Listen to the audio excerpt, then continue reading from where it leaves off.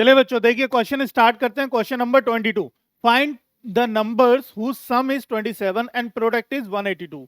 हमें वो दो नंबर बताने हैं, फाइंड टू नंबर। वो दो नंबर कौन से हैं जिनका सम कितना हो, 27 हो, और उनका प्रोडक्ट कितना हो, 182 हो। ऐसा कोई नंबर बताओ।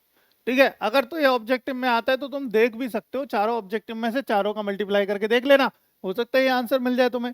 या फिर अगर और कंफ्यूजिंग ऑब्जेक्टिव दे रखे हैं तो कह नहीं सकता मैं। ठीक है, यहाँ पे मुझे दिख रहा है कि सम में अगर करूंगा तो 27 मिल जाएगा, लेकिन अगर प्रोडक्ट करूंगा, जैसे कि इसका देखो 70 है और 10 का प्रोडक्ट करेंगे 170 होता है, लेकिन यहाँ पे कितना 182, तो ये तो ऑप्शन बिल्कुल नहीं हो सकता है ना, ये तो ऑप्शन नहीं हो सकता। लेकिन हमने ऑब्जेक्टिव क्वेश्चन आपके लिए बनाए हैं ताकि आप प्रैक्टिस कर सकें एप्लीकेशन के ऊपर और इनको खुद से सॉल्यूशन करके देखिए। तो देखो, let be the first number be x, let the first number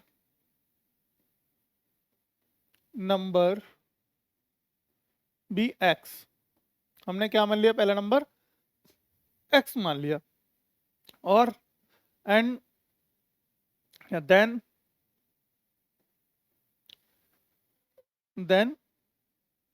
second number भी, दूसरा नंबर क्या होगा भाई 27 माइनस एक्स।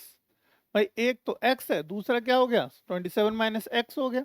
ठीक है, अब वो कह रहा है इन दोनों का प्रोडक्ट, यानी कि x इंटू 27 माइनस एक्स बराबर है कितके, 182 के बराबर है।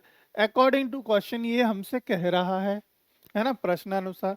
x का गुणा कर दो अंदर बेटा, देखो 27x हो गया, माइनस का हमारा कितना हो गया, माइनस का एक्स स्क्वायर हो गया, इसको इधर ले माइनस का 182 हो गया, बराबर किसके हो गया, 0 के, है ना।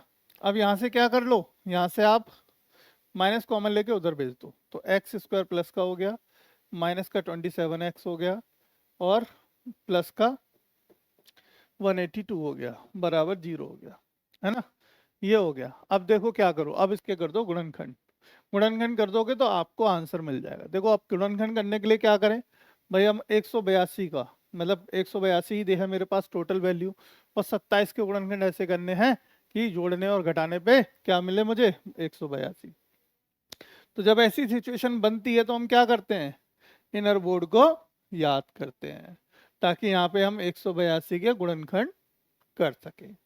तो देखो करके देखो, 2 से 2 नाम 18, 2 एकम 2, 2 नाम 18, 2 एकम 2, 2 से तो कट गया, अब तो नहीं कटेगा, 2 से 3 से कटेगा, 3 से 3 तिया 9 नहीं कटेगा, 7 से 7 से कटेगा, वे 13 सत्ते 91, 13 बार कटेगा, और ये 13 से बार एक बार कटेगा, 7 से 13 बार कटेगा, 7 एकम 7, 7 ते 21, 13 से एक बार। अब देखो ये कितना हो गया, 7 दूनी 14, ये 14 हो गया, और ये 13 हो गया। अब 13 और 14 का जोड़ कुछ समझ आ रहा है भाई, 13 और 14 कितने हो गए मिलके, 27, बिल्कुल समझ आ रहा है, इसका मतलब गुणनखंड समझ आ गए, है ना बेटा। देखो एक्स स्क्वायर माइनस का 13x माइनस का 13 और 14x प्लस का 182 बराबर 0। यहाँ से x कॉमन लोगे तो x माइनस 13, यहाँ से माइनस के 14 कॉमन लोगे तो x माइनस 13 बराबर 0। x माइनस 13 और x माइनस 14, ठीक है। तो नंबर क्या निकल के आए, x बराबर हो गया 13, x बराबर हो गया 14, कितना हो गया 14 हो गया। तो ये दो नंबर आ गए हमारे 13 एंड 14, इन दोनों का मल्टीप्लाई करोगे आपको मिलेगा 182, और ये हो गए हमारे दोनों कॉन्सिक्यूटिव नंबर। अब चाहो तो x की वैल्यू यहाँ पे देखो 13 रख के देख लो, या फिर 14 रख के देख लो। 13 देखो हमारी x की वैल्यू कितनी आई है, 13 आई है ना। तो 13 कह लो या 14 कह लो, अब 13 रखोगे तो 14 मिल जाएगा, 14 रखोगे तो 13 मिल जाएगा, यानी दोनों नंबर आपके फुलफिल हो गए, और दोनों नंबर आपके निकल आए 13 एंड 14, 13 14।